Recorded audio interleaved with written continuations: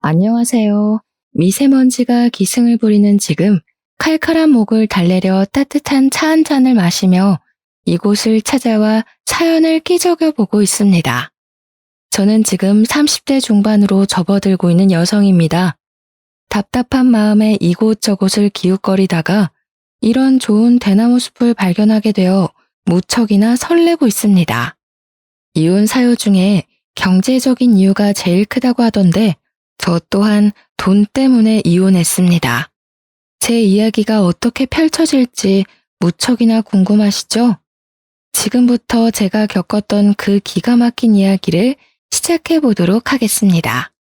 저는 대학 동기의 소재로 다른 과에 진학 중이던 남자를 만나게 되었고, 소개팅이라는 명목으로 연애를 하기 위해 만났던 자리는 아니었기에 친구로서 잘 지내고 있었습니다. 남녀 사이에 친구가 없다고는 하지만 그래도 이 친구와는 취미도 잘 맞고 대화가 잘 통했었기 때문에 호감 정도의 감정을 가지고 친구로 지내고 있었던 건 사실이에요. 대학을 졸업하던 시기에 운이 좋게 제가 먼저 취업을 하게 되었고, 군대를 다녀오느라 복학이 늦어졌던 친구는 저보다 더 늦게 취업이 되었습니다. 더군다나 저는 정말 하늘이 도운 건지 뭔지 전공을 살려서 대기업에 취업을 당당하게 할 수 있었는데, 친구는 학점 관리도 제대로 못하고 자격증도 따지 못하는 상황이었습니다. 막상 취업을 할 시기가 되니 발등에 불이 떨어진 상태로 이리저리 아무 곳이나 면접을 보게 되었고, 결국에는 중소기업으로 취직을 하게 되었습니다. 제가 대기업에 취업을 한 이후 친구의 취업 준비를 돕고 같이 시간을 많이 보내다 보니까 저는 자연스럽게 호감이 연애의 감정으로 변하게 되었습니다. 하지만 선뜻 제가 만나자고 이야기를 할 수 없었던 게, 친구는 취업이 가장 중요한 시기였고 대기업에 입사를 한 저에게 살짝 자격지심이 있었기 때문이에요. 제가 마음을 은근히 비치며 고백을 하자 본인이 대기업에 취직을 하지도 못했고 저랑은 수준에서 차이가 나는 것 같다면서 저와 연애는 못하겠다고 하더라고요. 그때 포기를 했었다면 제 인생은 달라졌을까요? 저는 오기가 생겨서 가지지 못한 그 친구를 가지고 싶다는 생각에 1년을 더 쫓아다니고 결국 연애에 성공을 하게 되었습니다. 연애를 시작하니까 좋더라고요. 저에게 보여주었던 자격지심도 많이 사라졌고, 저는 남자친구를 위해 기꺼이 을이 되는 연애를 했습니다. 2년을 연애하고 제가 먼저 프로포즈까지 해가면서 결혼을 성공했습니다. 그만큼 제가 좋아했기 때문에 가능한 일이었다고 생각합니다. 결혼을 약속한 이후 당연한 수순으로 양가가 한자리에 모여서 덕담도 하고 가게의 상황을 나누는 상견례를 진행하게 되었는데, 시모가 저에게 딱 그러더라고요. 예, 아가. 남자보다 돈 더 많이 번다고 콧대가 높으면 안 된단다. 넌 항시한 사람으로서 남편을 떠받들고 살아야 된다. 알겠니? 너가 좋은 회사에 다닌답시고 우리 아들 무시해서는 안 된다 이 말이야. 옆에서 시부도 고개를 끄덕끄덕거리면서 맞는 말 한다고 거드시는데, 저희 부모님 표정이 순식간에 차가워지셔서 저는 이쪽 저쪽 눈치를 보게 되었습니다. 재아가, 우린 너희에게 거는 기대가 많단다. 아무리 요새 세상이 평등하다지만 아직도 시댁이랑 친정을 같은 선상에서 둘 수는 없단다. 알겠니? 항상 시댁 어른들을 깍듯이 모실 줄 알아야 해. 아직 결혼을 결정한 것도 아닌데 말씀이 지나치십니다. 남녀 평등한 사회 아닙니까? 누가 높고 낮음이 없는 사회라 이 말입니다. 그러니 양가에서 관심을 끊어주셔야지요. 시댁이 높고 친정이 낮다는 그런 말은 다 옛날 말입니다. 요즘 트렌드를 모르시네. 그러자 시부의 표정이 뚱하게 바뀌더니 아들이 둘도 아니고 하나밖에 없는데 그럼 며느리도 하나이지 않겠냐고 며느리한테 효도받고 싶다고 대놓고 말하셨습니다. 시모도 그게 뭐가 문제냐는 식으로 자기는 딸 같은 며느리를 원했다면서 앞으로 서로 잘 지내보자고 하셨어요. 그 말이 꼭 저에게 효도를 강요하는 것처럼 들리더라고요. 약간 분위기가 어색해지고 서로 불편한 공기가 흐르기 시작하자 남편이 거기서 수습을 한답시고 서로 효도하면 되는 거라고 한마디 덧붙이더라고요. 저희 부모님께서는 이런 집에 저를 시집 보내는 게 아무리 생각해도 마음에 걸린다면서 상견례 자리가 끝나자마자 저를 말리셨습니다. 하지만 저는 이미 남편에게 푹 빠져버린 상황이었고 너무너무 좋은데 뭘 어떻게 하겠습니까? 부모님 가슴에 대못을 박아버렸습니다. 무조건 결혼을 하겠다고 박박 우겼고 결국 저를 설득하기를 포기한 부모님께서는 당해봐야 정신을 차린다면서 제 뜻대로 진행을 해주셨습니다. 그렇게 삐걱거림으로 시작했던 결혼 생활은 생각보다 훨씬 더 행복했었습니다. 시작이 별로 좋지 않았었기 때문에 걱정을 하고 양가의 눈치를 보면서 시작한 신혼생활이었지만 남편과 계속 함께 지낼 수 있다는 게 행복하게 느껴지더라고요. 하지만 문제는 곳곳에서 터지기 시작했습니다. 제가 대기업에 다니고 있었기에 은행 대출이 훨씬 더 잘 나오는 상황이어서 제 이름으로 대출을 받았었습니다. 대출이 제 명의였기에 자연스럽게 신혼집 또한 남편과 상의 후 제 명의로 얻었는데 시댁에서는 그걸 걸고 넘어지시면서 난리를 치셨습니다. 세아가 지금 네 단독 명의로 집을 샀다는 말이냐? 부부가 합심해서 평생 살 집인데 왜 공동 명의를 하지 않고? 아버님, 그거야 당연히 제 명의로 된 대출이 실행되어서 그렇죠. 계약자 이름이 제 이름이고 또 돈도 제가 구한 게 맞고요. 남편은 괜찮다고 그랬는데 넌 눈치가 이렇게 없어서야. 대출이 잘 나오는 사람이 받는 건 맞지만 집 명의에는 남편 이름도 같이 넣었어야지. 그래야 우리 아들이 단단하게 길을 펴고 살지. 치사하게 꼴랑 단독 명의로 샀다는 게 우리로선 어이가 없구나. 그렇게 시부모님은 명의 문제로 제게 호통을 치셨습니다. 저는 그때부터 살짝 의문이 들기 시작했죠. 그럼 뭐 빚은 제가 다 떠안고 재산은 남편에게 다 주라는 것인지. 저는 선의의 거짓말을 했습니다. 대출자 명의로 집을 사야 해서 어쩔 수 없이 제 명의로 두게 되었다는 식으로 말을 했습니다. 시댁에서는 다행히 부동산 관련해서 무지하신 건지 제 말에 깜빡 속아 넘어가 주셔서 다행히 잘 넘어갈 수 있었습니다. 그러다 결혼을 하고 처음으로 맞이하게 된 제 생일날이었습니다. 특별하게 보내고 싶다는 생각이 들어서 만발의 준비를 했죠. 호캉스 패키지가 꽤 잘 나오는 시기여서 저는 남편과 호캉스를 갈까 싶어 제가 다니는 대기업 계열사 호텔에 할인까지 받아서 예약을 했답니다. 물론 호캉스 패키지만 예약하긴 아쉬워서 야경이 끝내준다는 호텔 레스토랑까지 예약을 전부 끝낸 상태였습니다. 남편과 룸을 체크인할 때까지는 아무 문제가 없었는데 문제는 밥을 먹을 때였어요. 레스토랑에 들어서자 직원이 묻더라고요. 예약자분, 혹시 5인 예약하셨는데 일행분은 아직 안 오신 걸까요? 저는 예약에 무슨 문제가 생긴 건가 싶어서 아니라고 2인이라고 대답을 했는데 오히려 직원이 당황하면서 5인으로 예약을 변경하지 않았냐고 되묻더라고요. 저는 놀래서 남편을 바라봤는데 다급하게 남편이 저 멀리 손짓을 하더라고요. 저기 오네요. 지금 막 도착했거든요. 네, 맞아요. 다들 예상하셨다시피 시부모와 신우까지 신나게 걸어오고 있더라고요. 우리가 좀 늦었나? 하면서 다가오는데 제가 너무 놀라고 황당해서 이게 뭔가 싶어서 멍하니 바라만 보고 있었습니다. 그러자 시모가 제 팔을 툭 치면서 그러시더라고요. 예, 너는 생일이면 당연히 시댁 식구들을 먼저 챙겨야지. 둘이서만 보내려고 쏙 준비하는 게 말이 되니? 다른 사람 생일도 아니고 제 생일인데 남편이랑 둘이서 분위기 잡고 휴식을 취하려고 한 게 잘못된 일인가요? 거기다가 그걸 방해하러 온 시댁 식구들까지 이해가 가질 않았습니다. 제가 너무 어이가 없어서 남편을 빤히 쳐다보고 있었는데요. 남편이 웃는 얼굴로 저한테 이렇게 말하더군요. 당신 생일인데 특별하게 다 같이 모이면 더 좋잖아. 함께 보내는 생일이 더 기억에 남는 법이지.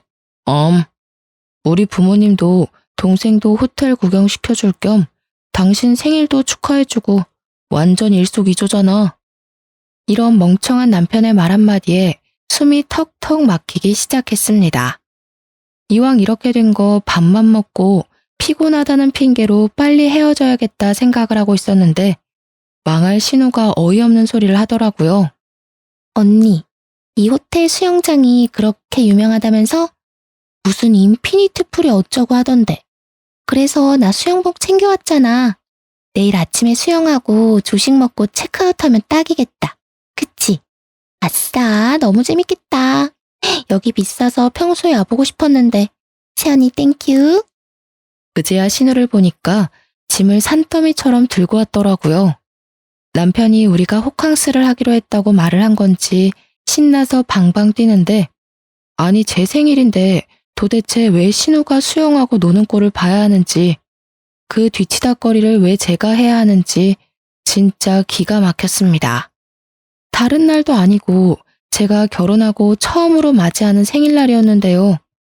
게다가 그 비싼 호텔 레스토랑 식사값을 시부모가 계산해 준 것도 아니었습니다. 뻔뻔하게 저한테 잘 먹었다, 생일턱 아주 제대로 쏘는구나 하면서 하하호호 하더라고요. 남편은 저한테 계산하고 오라고 등 떠미는데 생일 내내 두통이 가시질 않았어요. 저한테 생일 선물을 준 것도 아니고 제가 왜 시부모의 밥값까지 계산을 해야 되는지 아무리 생각해도 납득하기 힘들었습니다. 이런 게 빨대 꼽힌 건가 싶더라니까요. 심지어 시부모님이 호텔 구경하고 싶다면서 제가 예약한 룸까지 따라 올라오는 게 아니겠습니까? 점점 가관이구나 싶어서 어디까지 하는지 지켜보고 있었습니다. 당연히 남편과 둘이 보낼 생각이었기 때문에 더블 침대가 하나 있는 방을 잡았는데 방 구경을 하던 시모가 그러더군요. 얘는 방을 잡아도 이렇게 작은 방을 잡았어. 우리는 잘 곳도 없겠네. 그냥 가야겠다. 다음에는 큰 방으로 얻어서 다 같이 지내자. 알겠니? 제가 기가 막혀서 대답도 않고 있는데 호텔 룸에 들어가면 미니바가 있잖아요. 이쁘게 전시된 와인과 유리잔들 말이에요. 공짜가 아니라서 뜯기만 해도 전부 추가 계산해야 되는 것들인데 하필 시부가 거기서 염장을 지르는 겁니다. 이야, 이거 비싼 술인데 잘 됐다. 이번 기회에 먹어보자. 내가 술에 대해 관심이 없는 사람인데도 저건 안단 말이지. 며느리가 효도 제대로 시켜주네. 다들 이거 한 잔씩만 맛봐봐. 이게 얼마나 맛있냐면 거기서부터 시작이었습니다. 시부가 잡아든 술은 위스키였어요. 꽤 독한 술인데도 냅다 열어서는 와인잔에 콸콸 따라서 한 입 털어 넣더라고요. 두 눈을 의심했습니다. 그게 얼마나 비싼지 예상이 안 돼서 손이 달달 떨려왔어요.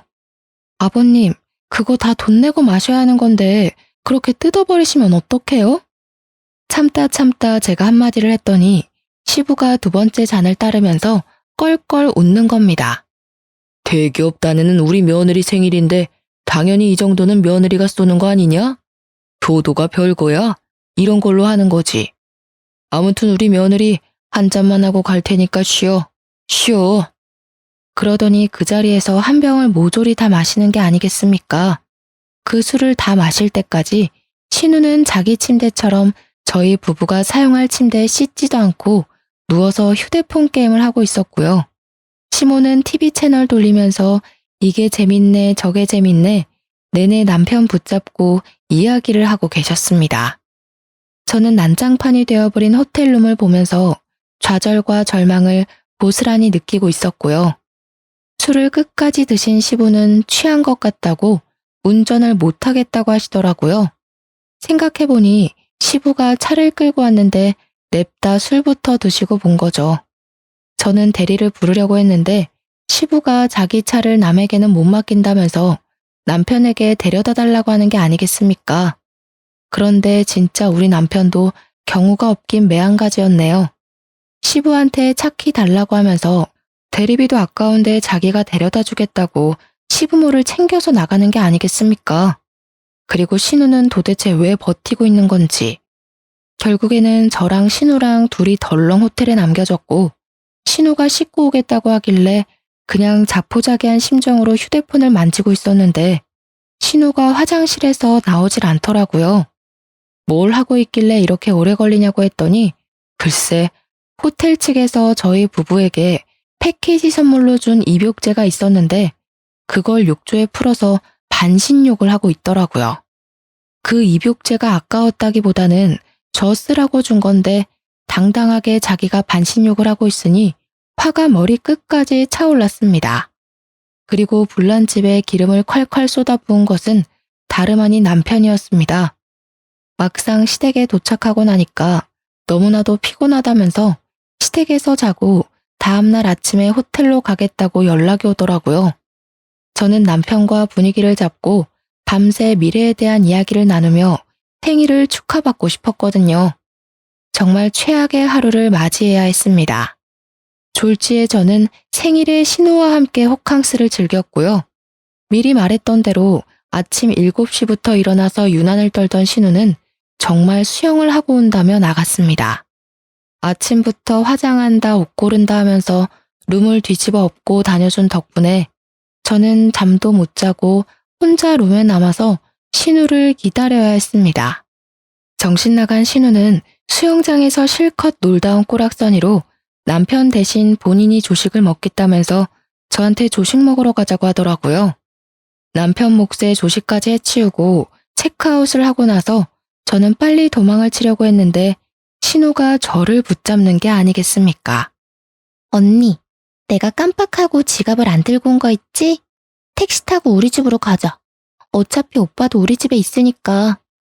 자포자기한 심정으로 신우랑 택시를 타고 시댁에 도착해서 남편에게 전화를 했습니다. 시댁에 발을 들이고 싶지 않아서 나오라고 했더니 저한테 잠깐 집에 들어오라고 시부모님한테 인사는 하고 가야 하지 않겠냐고 하더라고요. 그래도 여기까지 온 거 인사만 드리고 가야겠다 싶어서 시댁에 발을 들였더니 시모가 저한테 점심은 먹어야 하지 않겠냐고 물어보았습니다.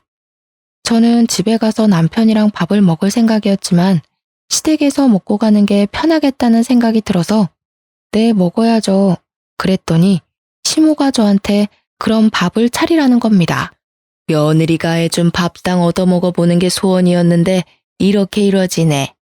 내가 너 생일이라서 미역은 불려놨다. 밥 차려 얼른.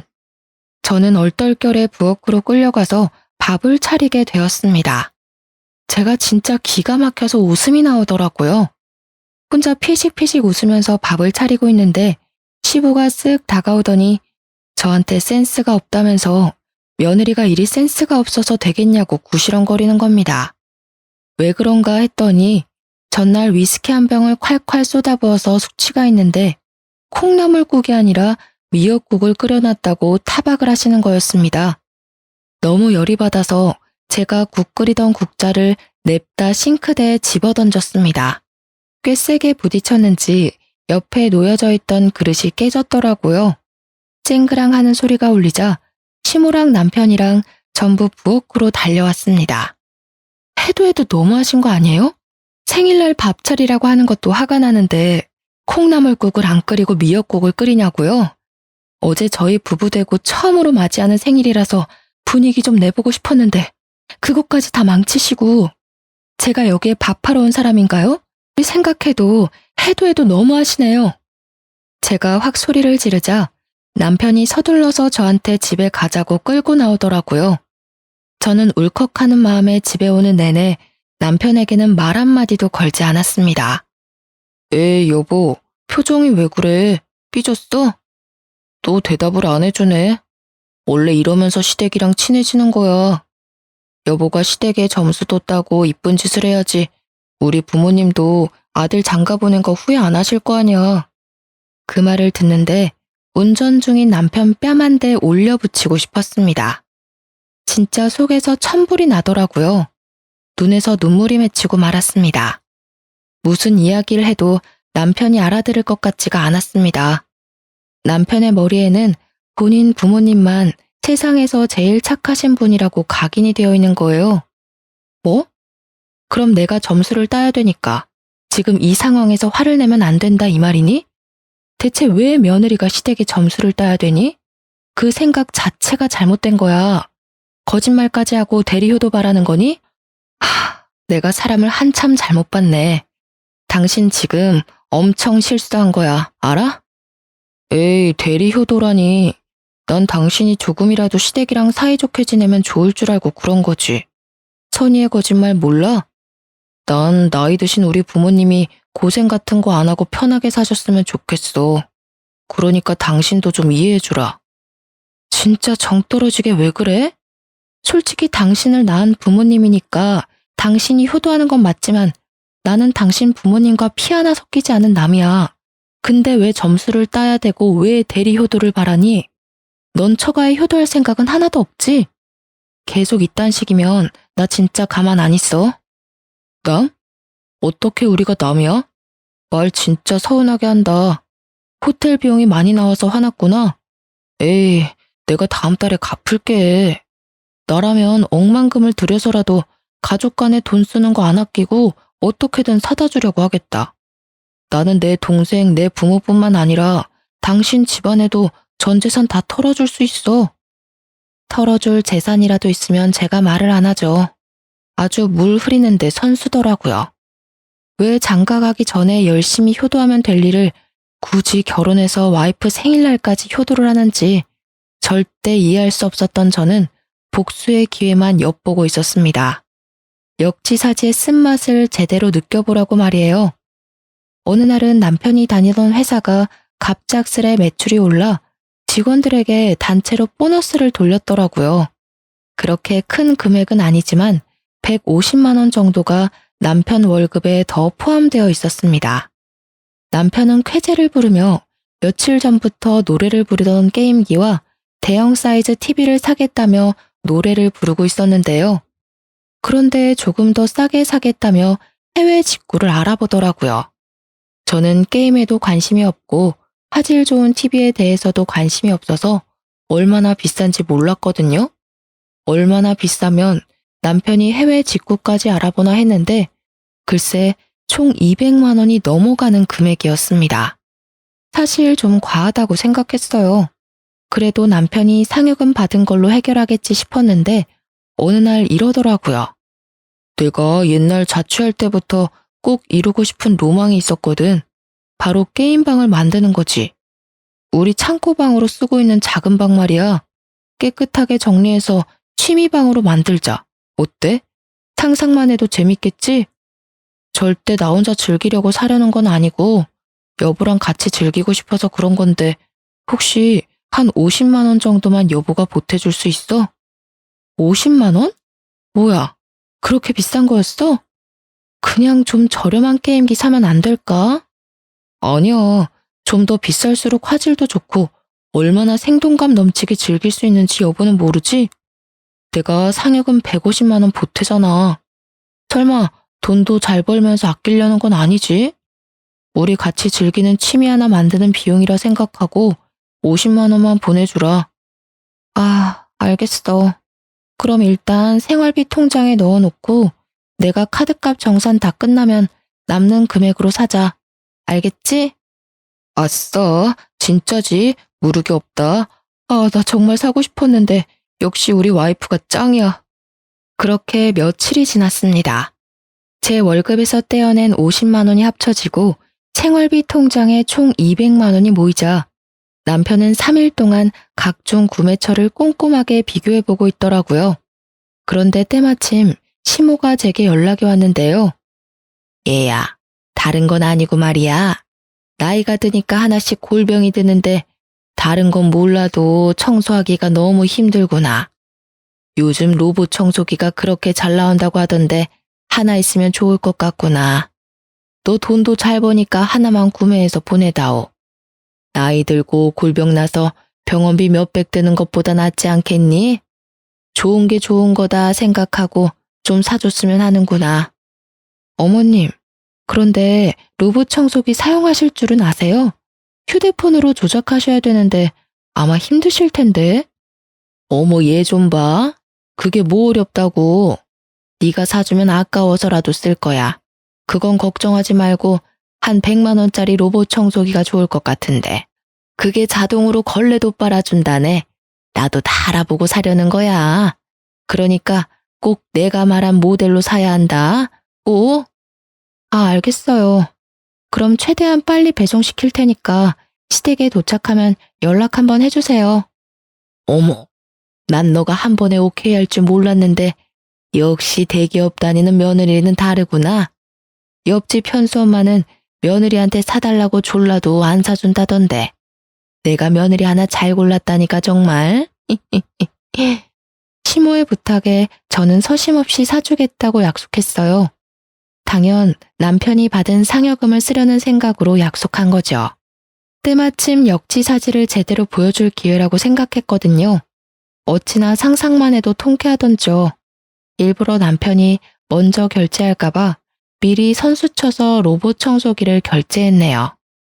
그리고 이틀 만에 제가 구매한 로봇 청소기가 배송되었다며 사진을 찍어서 보내왔더라고요. 물론 고맙다며 전화까지 왔고요. 때마침 남편이 퇴근해서 집에 와 있었고 남편도 들을 수 있게 통화 소리를 키워서 통화했죠. 예, 흠집 하나 없이 잘 도착해서 딸 도움받아서 어플까지 다운받고 쓰고 있단다. 세상 정말 좋아졌다니까. 이제 구역 정해놓으면 이게 알아서 막 청소를 시작하는데 아주 내 속이 다 시원하구나. 이제 허리 아프게 바닥 청소 안 해도 돼서 친구들이 날 얼마나 부러워하는지. 아니, 이게 다 너 덕분이구나. 어머, 그래요? 다행이네요. 그런데 그거 제가 산 거 아니에요. 남편이 회사에서 이번 달 보너스 받은 걸로 산 거예요. 남편이 효도하고 싶다고 선뜻 사자길래 최고로 비싼 모델 사드린 건데 마음에 드세요? 뭐? 우리 아들이 샀단 말이니? 아니, 넌 돈도 잘 버는 애가 왜 돈을 아끼고 그러니? 난 너한테 사달라고 그랬지 우리 아들한테 사달라고 한 적 없잖니? 어머, 어머님도 참? 허리가 안 좋아서 청소하기 힘들다고 그러셨잖아요. 이럴 땐 자식 된 도리로 응당 필요한 거 사드려야죠. 제가 마침 대출금 낸다고 모아둔 돈이 한 푼도 없어서 남편 상여금 받은 거 좀 썼어요. 그래도 청소기 만족하시죠? 아유, 이거 이미 뜯어서 환불도 안 될 텐데 내가 며느리 장난에 당했구나. 다음에 절대 그런 짓은 하지 말거라. 알겠니? 끊는다. 그렇게 통화를 마쳤더니 남편이 저를 빤히 쳐다보더라고요. 속으로 설마 그 돈을 다 썼어? 하는 표정으로 말이에요. 그래서 확인 사살을 시켜주기 위해 얼른 생활비 통장 잔액을 확인해 보라고 그랬죠. 정확히 200만 원이 사라진 내역을 본 남편이 빨개진 얼굴로 야! 라고 크게 소리를 지르더라고요. 여보, 장난이지? 빨리 돌려놔. 나 진짜 오늘 저녁에 진짜 결제하려고 그랬단 말이야. 응? 장난 아닌데? 왜? 시부모님이 몸이 안 좋으셔서 로봇 청소기가 필요하다는데 그럼 안 사줘? 당신이 나한테 그랬잖아. 효도하고 살아야 된다고. 그리고 같이 쓰면 더 좋을 테니까 내가 특별히 친정에도 같은 모델로 선물해줬어. 나 착하지? 뭐? 그럼 100만 원짜리를 진짜 2개씩이나 샀단 말이야?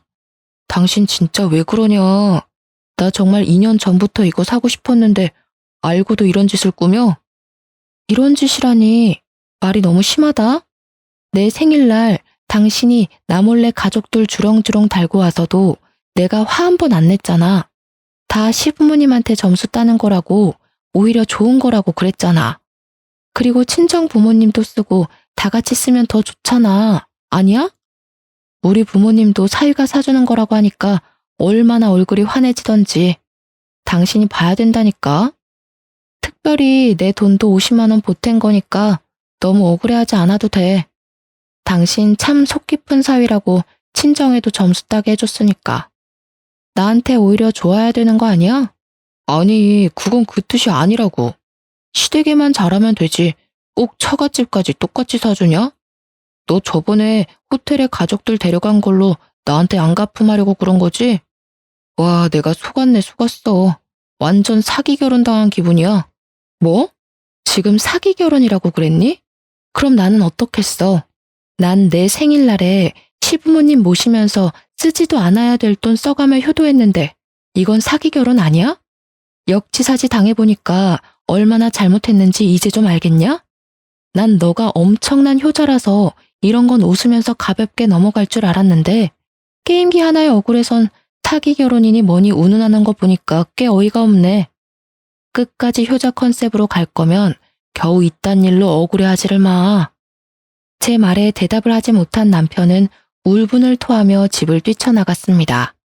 자기가 생각해도 화를 내면 안 되는 상황이란 걸 깨달은 거죠. 분명 본인이 효도하는 게 최고라고 오히려 시댁에 점수 따서 좋지? 라고 말했던 과거의 말들을 주워 담을 수는 없으니까 말이에요. 그리고 한날은 신우가 저더러 백화점 같이 가자고 연락이 온 겁니다. 또 뭔가를 사달라고 하겠거니 예상은 했습니다.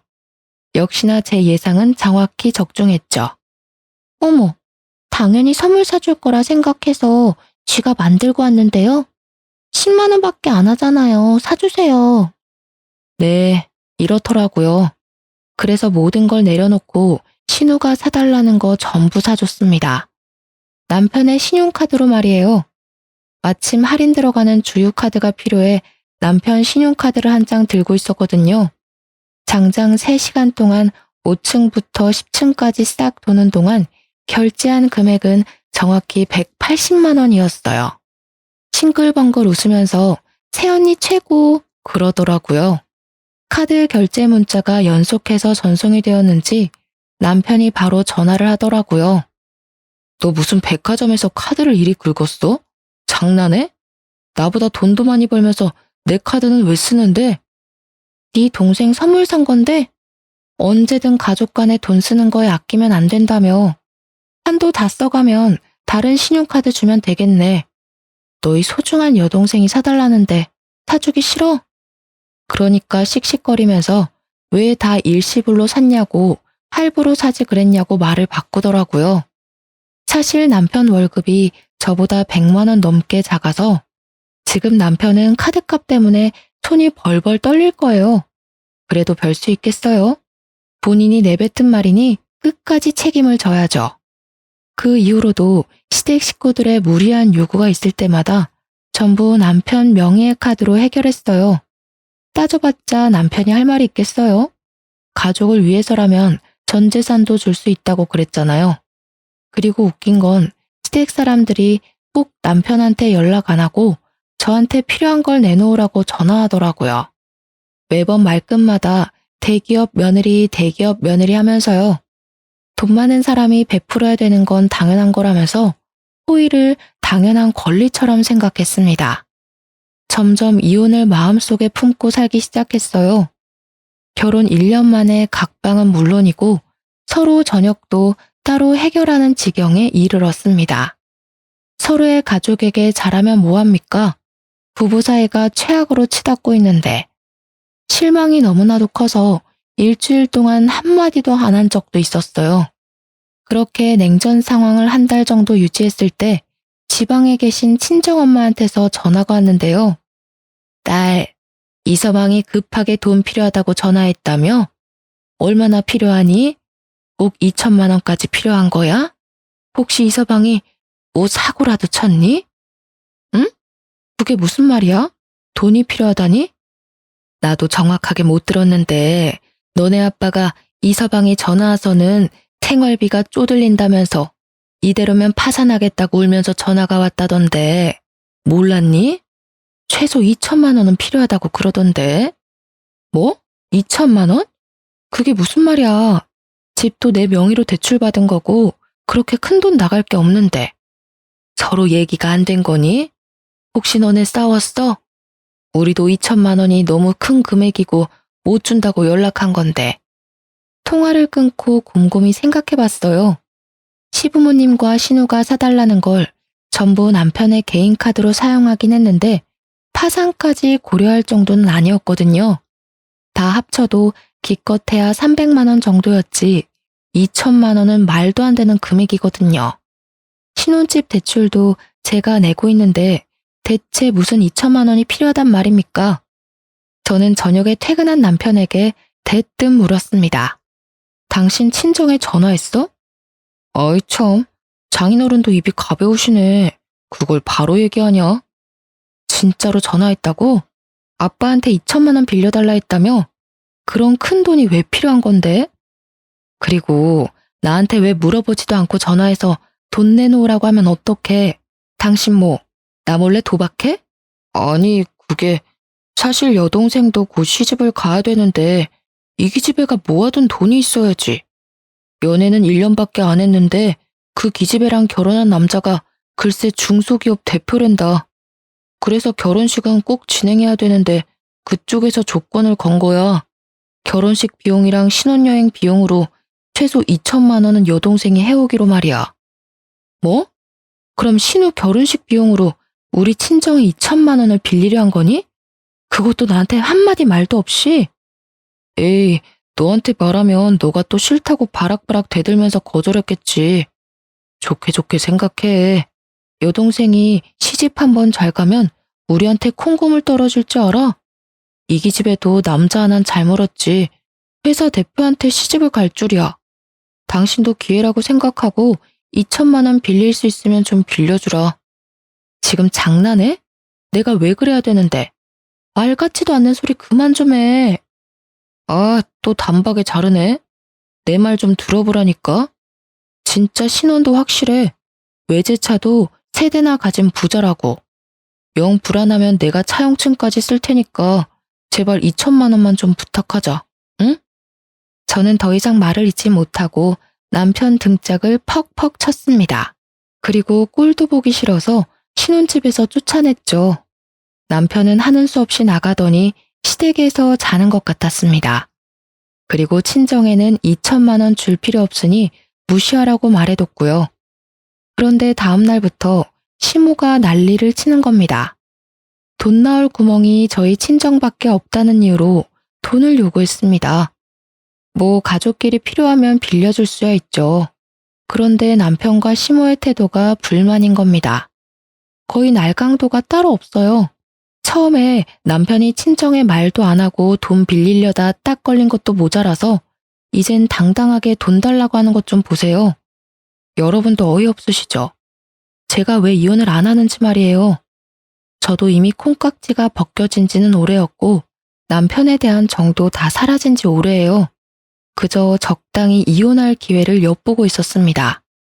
이혼이 서로 합의가 안 되면 소송까지 가야 되고 그럼 저는 돈과 시간을 쏟아부어서 이혼해야 되니까요. 그래서 조용히 있었던 겁니다. 가만히 있으면 먼저 이혼하자는 소리가 나올 것 같았거든요. 아니나 다를까 2주 정도 무시했더니 드디어 한 통의 문자가 도착했습니다. 전화를 안 받으니까 문자로 왔더라고요. 이년아, 우리가 갚는다잖니 이 쫌생이 같은 거사. 사돈은 가지고 있는 농지만 팔아도 2천만 원 충분히 만들 수 있지 않니? 그런데 왜 안 빌려줘? 너 같은 독한 년은 나도 필요 없다. 돈 안 빌려줄 거면 이혼해. 넌 처음부터 마음에 안 들었어.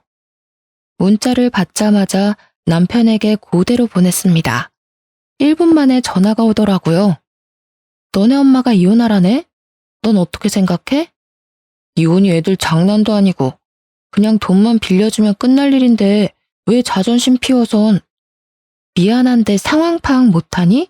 이혼할 거면 빨리 정해. 합의 이혼할지 아니면 소송 이혼할 거니까 그렇게 알아. 뭐? 소송? 당신 그렇게 이혼이 쉽니? 이런 건 이혼 사유 축에도 못 껴. 우리 엄마가 뭐 구박을 했니? 아님 시집살이를 시켰니? 지금 네 태도가 너무하다 생각 안 해? 왜 이혼 사유가 안 된다고 생각해?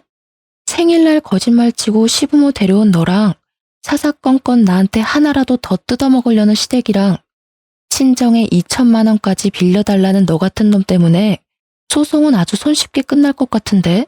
아니야? 아, 너 진짜 독하구나. 됐고, 이 집은 내가 대출받아서 들어오고 내 명의니까 넌 그냥 문만 나가. 알겠어? 합의 이혼한 걸로 알고 시댁엔 네가 말해. 니네 엄마가 이혼하자고 말 꺼내서 이혼당한 거라고 시댁 가서 똑똑히 전해. 한번 마음을 먹고 일을 진행하니 일사천리로 모든 것이 이루어지더라고요.